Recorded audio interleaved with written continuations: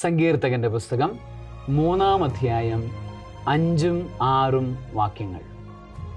ഞാൻ ശാന്തമായി കിടന്നുറങ്ങുന്നു, ഉണർന്നെഴുന്നേൽക്കുന്നു. എന്തെന്നാൽ ഞാൻ കർത്താവിൻ്റെ കരങ്ങളിലാണ്. 10,000 എനിക്കെതിരെ പാളയമടിച്ചാലും ഞാൻ ഒന്നിനെയും ഭയപ്പെടുകയില്ല.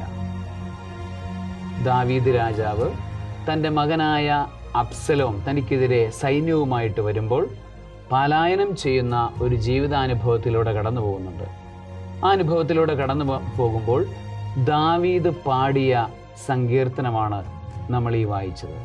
ഞാൻ ശാന്തമായി കിടന്നുറങ്ങും, ഞാൻ ശാന്തമായി ഉണർന്നെഴുന്നേൽക്കും. എനിക്കെതിരെ വലിയൊരു സൈന്യം തന്നെ പാളയമടിച്ചാലും ഞാൻ ഭയപ്പെടുകയില്ല, കാരണം ഞാൻ കർത്താവിൻ്റെ കരങ്ങളിലാണ്. പ്രിയപ്പെട്ട ദൈവവൈതലെ, കർത്താവിൻ്റെ കരങ്ങളിലാണ് എന്നുള്ള ഭയരഹിതമായ ജീവിതത്തിൻ്റെ ദൈവാശ്രയ ബോധം നിനക്ക് ലഭിക്കുമാറാകട്ടെ. സർവശക്തനായ ദൈവം പിതാവും പുത്രനും പരിശുദ്ധാത്മാവും നിന്നെ അനുഗ്രഹിക്കട്ടെ. ആമേൻ.